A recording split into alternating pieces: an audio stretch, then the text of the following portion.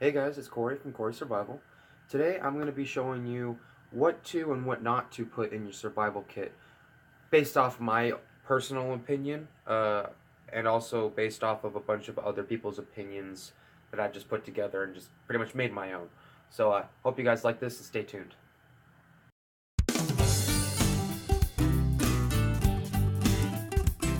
Okay guys, so when I go to choose things for a survival kit, I normally have one rule that I usually keep in my head whenever I'm building a kit is usually I want to make sure each thing I put in there has more than 3 uses. And if like that one thing is that I'm putting in there only has one use, uh, then I want to make sure that one use benefits something else that has many uses. Uh, I'm just gonna go ahead and start with a backpack, and then I'll move to that tip a little bit later. A backpack. I got this backpack at Walmart. It's an outdoor, just outdoor products from Walmart. Um, this was like $15. As you can see, it's got pocket here, big pocket, a lot of space. There's a pocket here. There's one here, and then this one's even got a back pocket, and then here's like a little place to put like your wallet or something. And then you got a side pocket, and then there's a water bottle holder. I like backpacks that have pockets. The main reason behind it is if you find something while you're walking on the trail or something, you can just put it in here. Save it for later. For instance, like birch bark, like fire tinder. If you happen to find berries, you can just stash it in one of your pockets, you know. Or if you find food or something, or just something of important use, or like a tool, like a can or something, you can just stick it in your backpack. That's why it's good to have a lot of space in your backpack. And carabiners are also something good because you can hang so much things off of it. So I recommend getting a backpack. It doesn't have to be expensive, just one that's got plenty of space in it. Moving back to my tip, uh, I'm just gonna move to a cutting tool, for instance. A cutting tool. This is it's kind of like an off-brand Mora. It's got it for like $2.50 at Walmart, and it's a good knife. It reminds me of a Mora, and it's got the same type of case. I got it in the fishing section, so I thought it was a great deal. Might actually go and pick up some more of these just because this is great for a camping kit. It's got a very sharp blade. Um, just a great all-around bushcraft knife. The reason why I would take a knife is you can craft things with it. You can clean food with it, make traps, make shelter. You can make a weapon out of it to protect yourself. It's just an all-around tool that you need in a survival situation. If you don't have it, have fun making things. It's so hard. Uh, Now, as you can see, this has many uses. A knife sharpener has only one use, and it's to sharpen a knife. I've got two different kinds of knife sharpeners here. You can take either or. I usually prefer this type right here. This is a whetstone. I can normally get a better grind off of it than one of these. I don't really know what this is called. It's called a Max Edge, this one. This is just a normal sharpener here. But yeah, it's got one use, and it's just to make this better. If you got a bad blade, this is practically useless. So without this, you can't use this. So that's what I kind of mean by that rule. Is it's okay if it's one use as long as that one use benefits something that has many uses. Another rule to rely on with cutting tools is I used to be a cook, and my old boss used to tell me that a dull knife is a dangerous knife, and to always keep your knife sharp. The sharper the knife, you're just going to cut yourself cleanly, and you're going to heal a lot better than if you're just going to have a dull knife, because a dull knife is going to rip and tear and cause a very, very bad gash in your wound, and it's going to cause it to heal very improperly, and it's going to take a lot longer than if it were to be a sharper knife. Moving to this multi-tool, this multi-tool would be okay to take. I prefer something like this, but if this is all you have, like for instance, I've got this pocket knife right here. This is good too. Uh, any sort of blade uh, will help you. But a multi-tool is also great because it's got a saw. Oh, that's a knife, my bad. There's a file there. The saw's on this side with like a can opener and a bunch of other little tools. That, and you've even got wire cutters and a pair of needle nose pliers. So this would be a great tool to keep with you in a survival situation. Another great tool is these like little wire saws. It's lightweight. Anything lightweight, like this weighs practically nothing. Anything lightweight that fits in your backpack that weighs ounces is perfect to put in there because you're not putting strain on your back and you're not wasting energy walking through the wilderness. So this is also a great tool to cut wood in half and even build a shelter with it. So I recommend having one of these. If you have the money to get one of these, I recommend getting one. This is a portable saw. This tears down into a portable tube. And it comes with two blades, so if one breaks, you've got a backup, which I think is awesome. You stick that in there, you put that like that.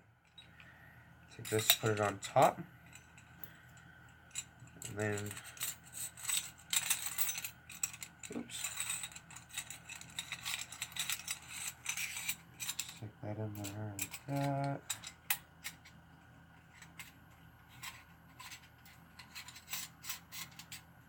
That, and then you grab this end here and you just tighten it up, and it is a portable saw. Hold on a minute. Sometimes it gets, there we go. That's better. So literally I could just slip that into my backpack and it takes up hardly any room. So this is also a great tool. I would rather honestly use this over this because this, I've heard, breaks pretty easy if you use it too much or if you go too rough on it. But this is still a great tool. It's cheap and very lightweight to have. But this is also a decent price. I think I got this for $15 off of the internet. That, and it's pretty lightweight. It weighs ounces. So also a great tool, as well as an axe. I can show you guys a video on how to choose an axe. I chose my axe specifically on how I'm going to be chopping wood and stuff and how I'm going to be using it. So this is a great axe, and it's such a cheap axe too. This is like $12, and I've used it for so many things. As you can see, all the wear and stuff on it, and it's still lasting me a long time. So an axe is also a great tool for splitting wood, making shelter, traps, anything like that. It's also a great tool. Some people even use an axe to replace a cutting tool. So, yeah. For shelter, you normally put either a tarp. A tarp is lightweight. It's also compact and can fit into a small space. This can make simple shelter. As you can see, it's a 10 by 12. So this would cover a lot of space and keep you out of the elements, especially in a survival situation. If you can't afford this, even though I got this for like $2.50 at Runnings, which it was on sale, but still it's like $5 each. It's not that bad. That could keep you warm. It could do all sorts of things for you. Another good thing to have is an emergency space blanket. This could be used, as you can see on the packaging. There's someone holding it like a blanket. It could be used for that reason, to keep yourself warm. It could be used to signal for help because of its reflective surface. You can make a reflective firewall with it to reflect the heat from the fire back into your shelter. That, or you could even use this as the backing on your shelter to reflect the fire back down to you. So it's a very good thing to have to keep yourself warm and also dry out of the elements, everything like that. Trash bags. I think trash bags are a great thing to have. You could do pretty much everything. This, like the shelter. You could even make insulation with this, bedding. This will keep you warm as well. That and it takes up hardly any space. As you can see, there's probably 3 trash bags here, and they're all rolled up tightly.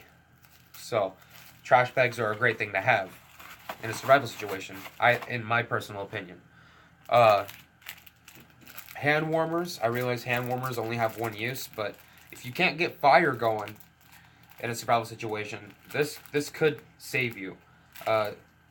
It could just keep anything to keep your core body temperature up in a survival situation is key and vital. If you can't make a fire, at least you have this. As you can see, it's got 18 hours of heat, which I'm pretty sure that's just. I don't know if that's actually true because I've used hand warmers before and they don't last quite that long. But if it lasts up to 18 hours, that's a long enough time to at least keep yourself warm and keep yourself going a little bit longer in fighting. I normally keep. You can keep either or both. I normally don't stick with mag rods or mag bars. Mag bars, they're great for starting a fire. Especially when it's really wet, this can get an ember going super quick. You just scrape the back of the metal here, and then you strike the flint onto the magnesium, and it just sparks like crazy and gets an awesome fire going. I do prefer though a ferrocerium rod though. A ferrocerium rod, normally you can get a fire going one strike. I just prefer this. That you can get it wet. It doesn't. You can still work it again. It'll still work even when it's wet. My bad. Fire. The reason why I realize these only have one use as well is to make fire. But fire is like your best friend in a survival situation. Fire can keep you warm. It can cook you food. It can keep you company when you're all alone out there. It's just, yeah, you can make tools, like fire hardening. I'll show you guys a video in the future on how to fire harden tools. It's just a bunch of different things. So, fire is very important. You can keep tinder with you. This is just a simple little tinder I got from Walmart. It's like 99 cents, and I can't remember what it's called, but it's like this. It's like a styrofoam, plastic feeling type stuff that like takes a few sparks, but once you get it going, it does not burn out for a long time. You can make your own tinder if you wanted. I've made these. I'm pretty sure I showed you guys a video of this. These are great. I love using these. It gets a hot fire going very, very quickly, and it's waterproof as well. So no matter what, you always have fire starter.